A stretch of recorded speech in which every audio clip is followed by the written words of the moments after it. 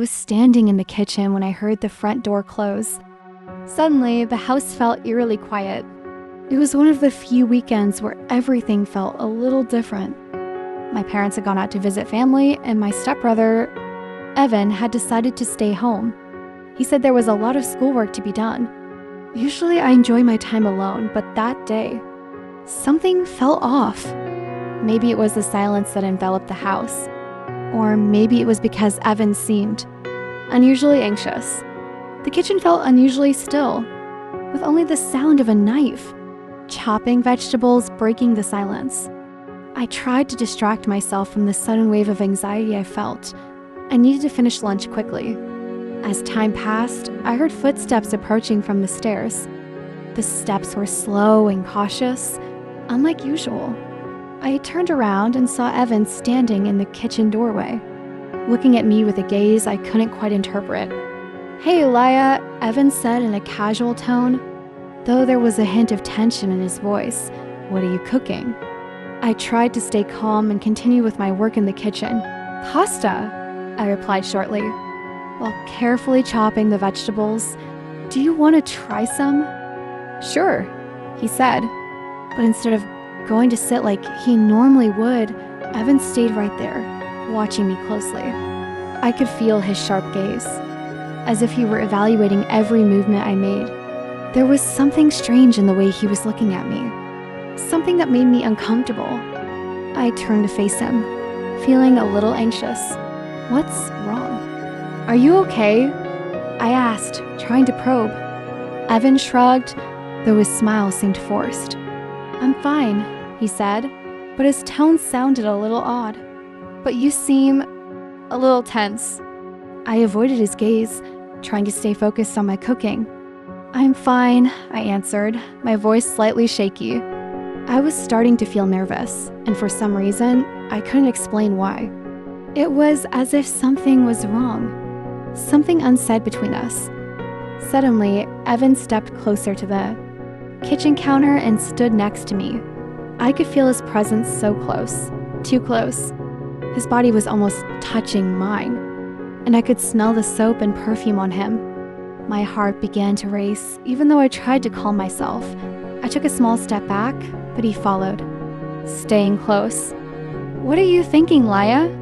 Evan asked, his voice lower than usual. I could feel the tension in the air. "Why do you always avoid me?" I swallowed, my body stiff. "I'm not avoiding you," I said, trying to smile, but it felt awkward. I tried to avoid his eyes, which were becoming sharper with each passing second. He raised his hand and gently touched my hair, his fingers running through it softly. The touch lingered longer than it should have, and I felt my body react in ways I couldn't control. I stepped back a little, took a deep breath, trying not to panic. "Evan, don't," I whispered. "There are boundaries, you know that?" He didn't answer, but his sly smile grew wider. "I know, Laya, but sometimes those boundaries are what make things interesting, don't you think?" He said in a tone full of seduction, his eyes never leaving my face. There was something dark in his words, and I began to feel trapped, like I was caught in a game I didn't fully understand. Stepped back again, trying to maintain some physical distance between us, but the more I distanced myself, the stronger the pull to stay close seemed to become. "What do you really want, Evan?" I asked, my voice trembling. "What's been going on with you lately, Lee?" Evan just smiled without saying anything, and I could feel the tension building. The kitchen, which usually felt comforting, now seemed small and suffocating.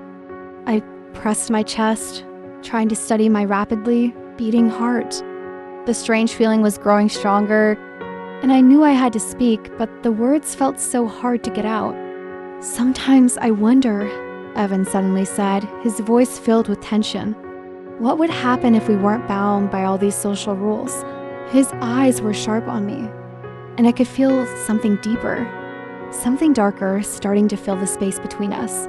I felt as though I was trapped in his words, in his emotions that were hard to explain. I went silent, my mouth dry. What was he saying? I tried to think clearly, trying to find a way to stop this conversation before it went further. Evan, what are you talking about?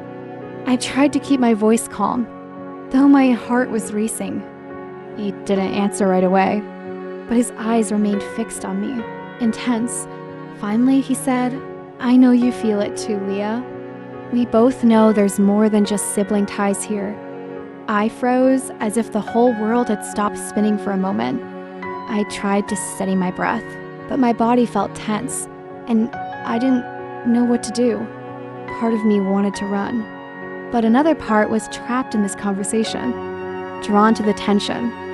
We could try more than just being siblings. Leah, Evan said softly, but there was an assertiveness. In his voice that sent a shiver through my body, I knew what he was implying.